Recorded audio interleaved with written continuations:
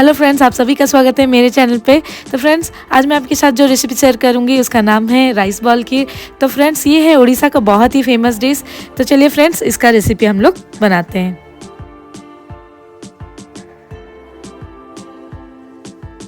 Rice ball खीर बनाने के लिए हमें यहाँ राइस का जो पाउडर होता है वो चाहिए होगा।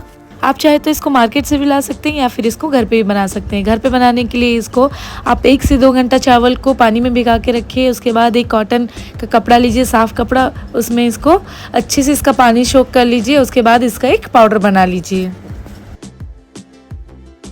अब हम एक बर्तन लेंगे, बर्तन को गर्म होने देंगे। गर्म होने के बाद हम इसमें पानी ऐड करेंगे। देखिए, मैंने यहाँ पे 4 बाउल पानी ऐड किया है। आप अपने हिसाब से, आपका जितना भी चावल का पाउडर हो, आप उतने हिसाब से पानी यहाँ पे ऐड कीजिएगा।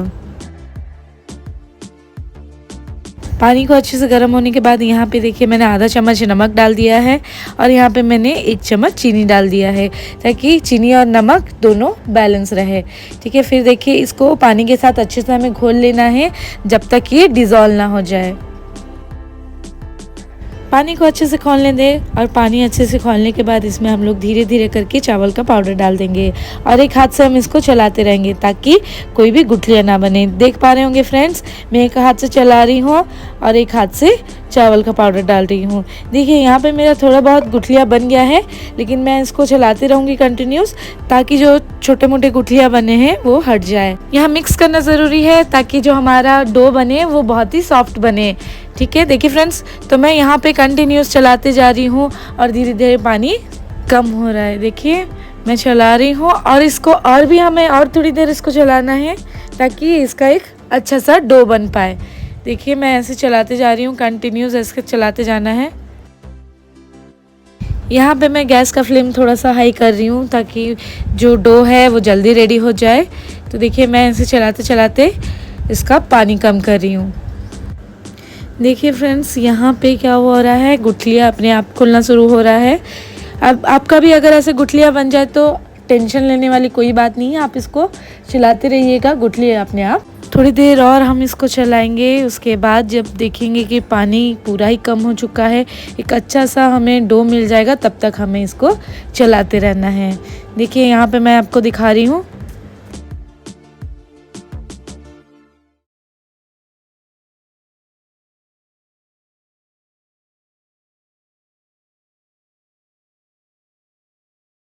देखिए फ्रेंड्स, इस स्टेप पे पानी पूरा ही सोख हो चुका है। अब हम गैस का फ्लेम ऑफ कर देंगे और इसको हम लोग थोड़ी देर ठंडा होने के लिए छोड़ देंगे।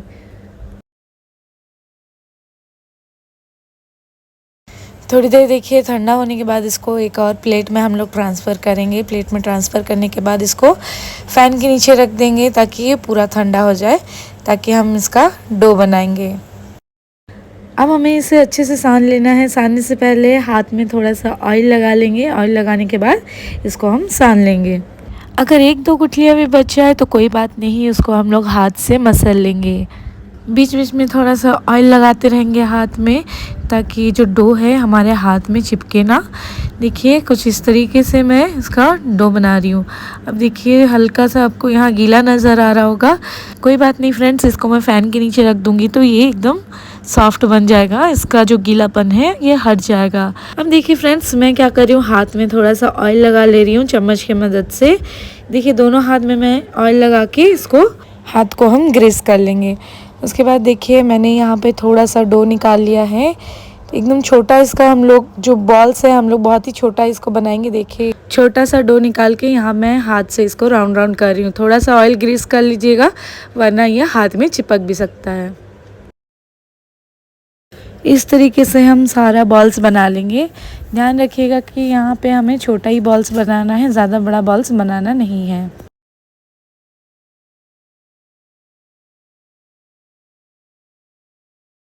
आप चाहे तो इसको कोई और भी शेप दे सकते हैं, लाइक मैंने यहाँ पे देखिए एक ओवल शेप दिया है। आप चाहे तो इसको ऐसे भी शेप दे सकते हैं।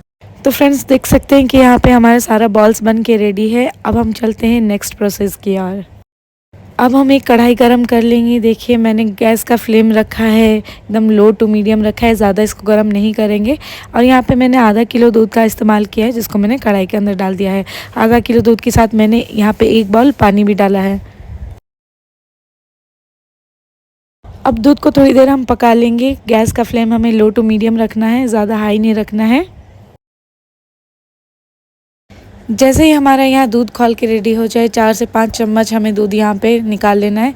मैंने यहाँ पे एक बाउल में निकाल के रख लिया है 4 से 5 चम्मच दूध। इसमें हम लोग मिल्क पाउडर का इस्तेमाल करेंगे। अगर डायरेक्ट हम मिल्क पाउडर दूध में डालेंगे तो हमारा मिल्क पाउडर जो है वो फट सकता है, इसीलिए हम इसको अलग से फेंट लेंगे।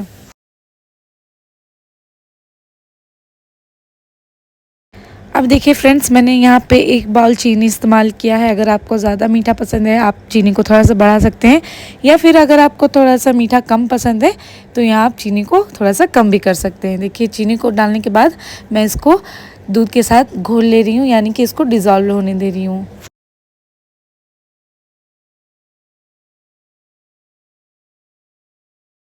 अब हम इसमें डाल देंगे 4 से 5 कूटी हुई इलायची। ठीक है, इलायची डालने के बाद क्या होता है ना, इसका जो फ्लेवर है वो बहुत अच्छे से आता है। यहाँ हम फ्लेवर बढ़ाने के लिए इलायची का इस्तेमाल कर रहे हैं। फिर मैंने यहाँ पे देखिए काजू डाल दिया है। मैंने काजू को छोटे छोटे पीसेस में काट लिया है, आप चाहें तो ऐसे भी डाल सकते हैं। उसके बाद काजू को भी हम यहाँ पे थोड़ी देर दूध के साथ पका लेंगे।